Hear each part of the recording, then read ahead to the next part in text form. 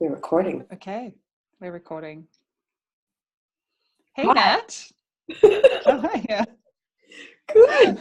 I'm Nat, or Dr. Nat, and we have I'm Amanda, not doctor, just Amanda. not just Amanda.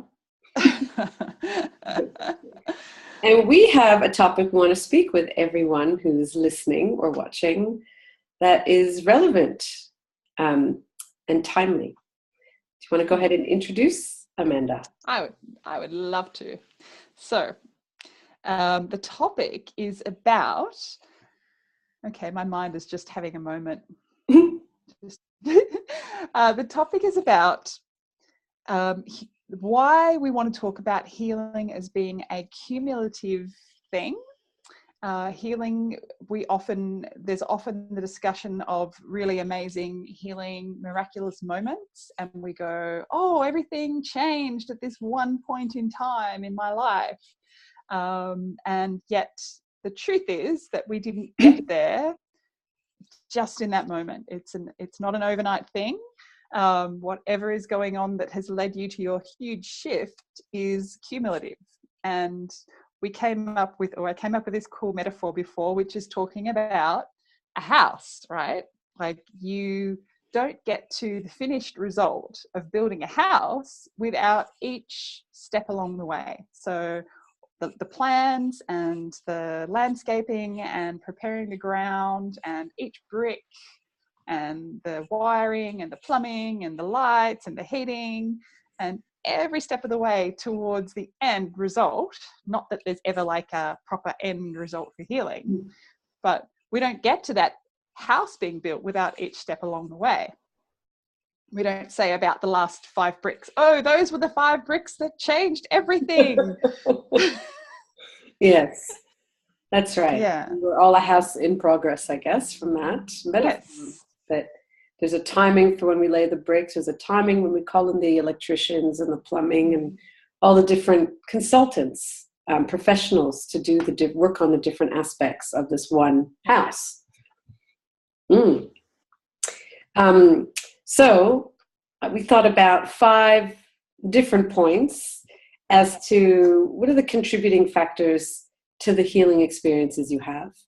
And so the first one is you need to be ready. It's your readiness. How ready are you to change? How ready are you to experience more of you and less of something else? Less that is what is no longer you.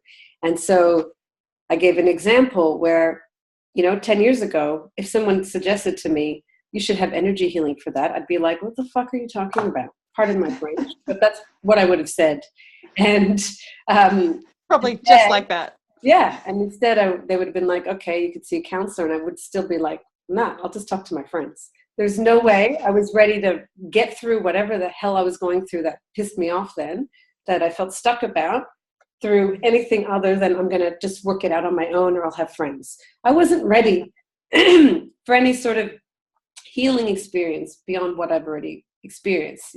Fast forward 10 years or not even, and having my first healing, I didn't even feel like I needed it. I was just like, I had done, discovered meditation. It took me out of depression. That meditation, there was, the facilitator and a group of people.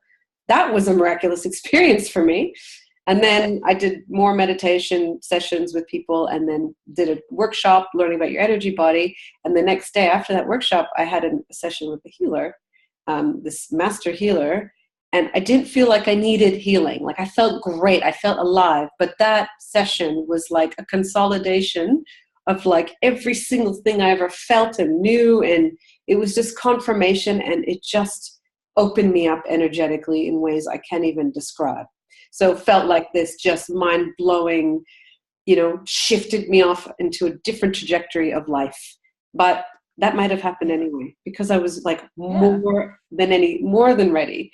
I was like, I'm ready for this. And the other thing is I was receptive. I had developed receptivity.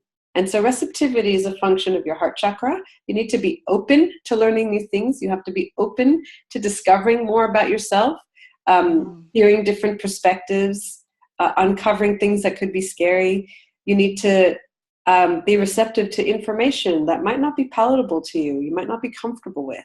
So your degree of receptivity is also going to enable the experience to happen. So if you're not receptive, you're sitting here like this, and I'm like, nah, I don't care, I don't care. You're not going to get anything out of a conversation, let alone a healing. Yeah. So that's the second point. Did you want to add anything about that? Oh, I just wanted to mention that, like, you had that moment in that healing of what we call like the miracle healing experience. Everything shifted, except that you'd already been to meditation and you'd already had these other experiences that led right up to you being really ready for that experience. That's right. All my life experience before that, every time I've taken antibiotics, every time I visited a doctor, every time I had conversations with my friend, every single thing contributed to that moment. So I can't say that moment was, it was pivotal, but it wasn't just that moment. It wasn't an isolated event. We exist in a continuum. So there just be moments along that continuum that stand out as pivotal changes or transformational points that take you into a different vibrational reality. That's cool. That's really all it is, I guess. So, and the healer is there to facilitate that, but they're not necessarily, it's not about them. It's not just about them. It's their experience, their expertise, your readiness, all of those things. Yeah. And so the next part is the trust, the degree of trust I have in the practitioner and the degree of trust I have in myself. So trust in the self is part of this equation of receptivity. If I'm like, no, I don't think I should be here. This doesn't feel right, but I've booked in, so I have to do it because I don't want to lose the money. You're already setting up to in a less receptive state because you're like doubting yourself, and you're not. Or your friend. I've had that a few times where people have paid gift vouchers for people, and it's like, we know this person really needs this healing, but if they're not necessarily ready for it, then it's not going to have the same impact for them. Just won't have the same oomph. So you've got to, and the trusting a healer is different than the trust in marketing. Okay. So where someone puts their, information out there and they build their credibility and you like what they have to say and their message is great. And now you trust them. That's different than the trust you have in actually working with them. You might trust them enough to book in a session, which is great, but there's still a journey to go into trusting them. Just because they sound good doesn't mean they are good for you. So you still have to use your discernment and, asking questions, and that's a different conversation. But this element of trust is what enables as well to have this, awesome healing experience or, a nice healing experience, right? Yeah. The other thing is the belief that we have about that practitioner or the modality.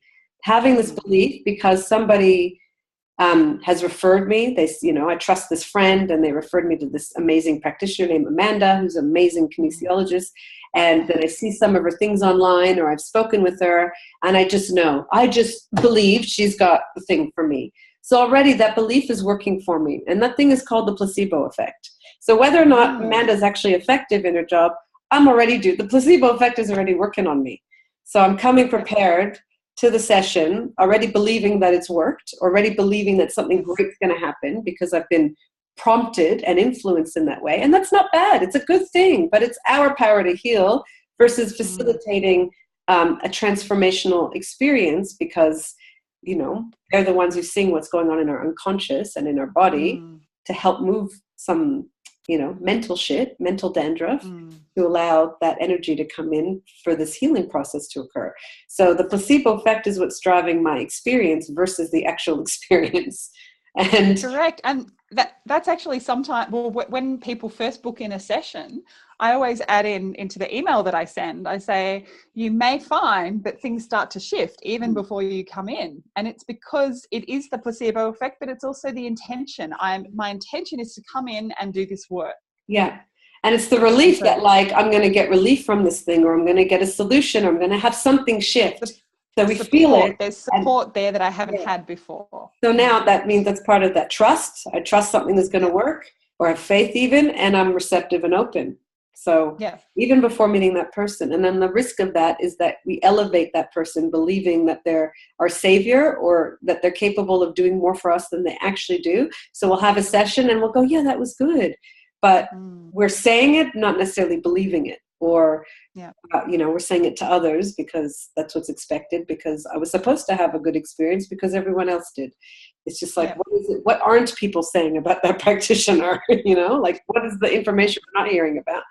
And the last thing, so the fourth is the belief about our experience. And the fifth is the goals and vision. How clear is my goal for myself and the vision I have for myself? Because if it's just waffly, like, I just want to feel good, that's not going to get you very far. It's like, I want to experience life in these kind of specific ways. These are the things, this is where I come from.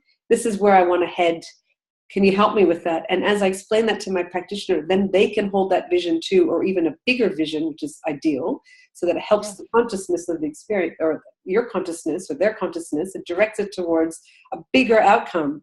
And so the more clear the practitioner is about your vision and whether or not the practitioner can support you to move you towards it, and how truthful they are that their modality or the way they work can help you with that, the more oomph you're going to have. Because, so understanding what the modality can do or what it's about versus, oh, it's just energy healing versus I work on you on a cellular level and I understand your biochemistry and we work on specific pathways or whatever, something really specific helps our mind to give it a framework to understand what the possibilities are, and we feel safer. So and that's why absolutely, like I'm sure you do as well, but it's very important to me that we understand at the beginning of a session or a series of sessions, what is it that you want here? Oh, I want to feel more motivated in life. Okay, do you, or are you just feeling guilty about not feeling as motivated and you really don't care but you think you should, or you really do want to be more motivated, and therefore what does that mean and how can we make that into something that's more tangible? Because what does that even mean to be more motivated? Like just more energy to rev your wheels, or do you actually want to do something specific and in real life? So we have to get really clear on that. Otherwise you go away and you'll go, well, I sort of feel better, but I don't know if I achieved my goal. So that's why having intentions and goals are really helpful. Yeah, our mind needs specific things to focus on, so that way we can measure it for ourselves, or notice it more. So those things are important, and that's the role of both the practitioner and the client, to have that conversation. Not everyone does that. I haven't always done it. It depends on who I'm working with, because they know what we already have an existing relationship, and they know what they're going to get. They know what they're there for. And I mean, we don't know what's going to occur, but they know that I know I need a healing. I know I need to do this. So that's the thing. So everything that we've ever experienced create the conditions within us and in the, the relationship to have the depth and the experience we have of healing or any modality. Agreed. And something else I wanted to add is that sometimes once we start to feel better, we actually forget how crappy we did feel.